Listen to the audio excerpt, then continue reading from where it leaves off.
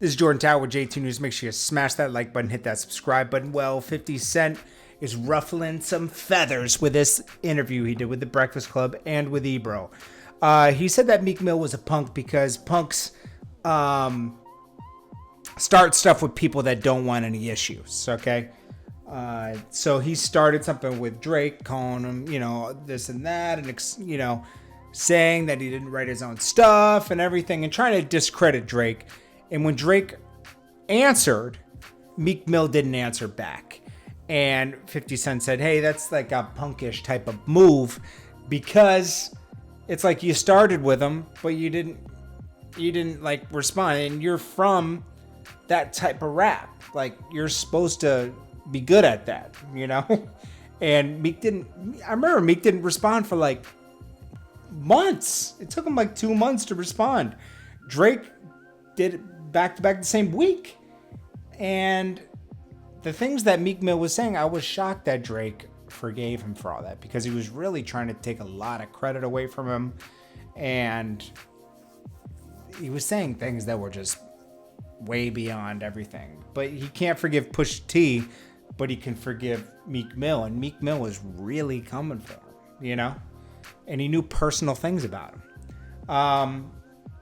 And back then, 50 Cent picked on him a little bit. And then he said that Meek Mill took him to the side when he ran into him. And he said, hey, he said, I wanted to do something to him right there, the way he was talking. Because I was like, yo, man, he was talking to me. I was like doing something to him. Like I was teasing him while he was already down on his luck. And I was like thinking like, but you come from that. You should have easily been able to answer Drake. And he's right. He's right. I think Meek Mill was making a move, and the move didn't work. I think that he had a battery in his back too from Nicki. But I think that he tried to make a move on Drake. He was feeling himself. He just had the record with Chris Brown. He had a good album out, and it just didn't work. And then he tried to do the whole, the Quentin Miller thing. Like that might have worked 10 years ago.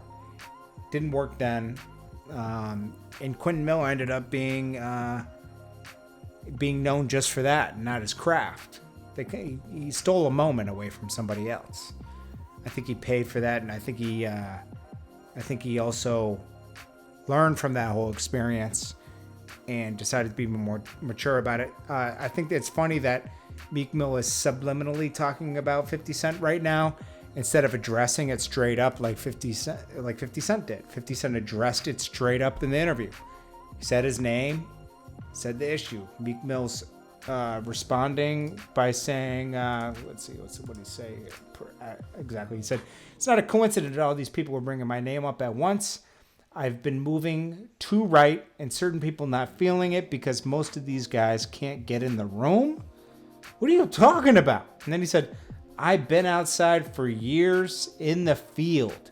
Now I'm helping, changing laws, freeing people. Has Meek Mill freed anybody? I don't think he has yet. I think he is making change. But I think Kim Kardashian's freeing more people than anybody. Then he said, and then you woke up.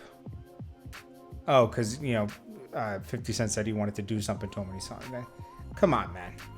Meek Mill is getting, those Twitter fingers are coming back. It's getting a little crazy. MGK. It's funny. People can be one way for so long, but they'll usually revert to the person they usually are. I'm still waiting to see what happens. I'm rooting for him. I really like Meek Mill, but I want to... Don't go back to the old Meek Mill, please. So MGK got his friends in trouble for that whole thing with Eminem when he was in some Las Vegas casino. Some guy taunted him, and they did something to the guy, and his friends are now in trouble. They all got indicted, so that's crazy. Anyways, this is Jordan Tower, JT News, and I will check you guys on the next video. Hope you guys are having a great night.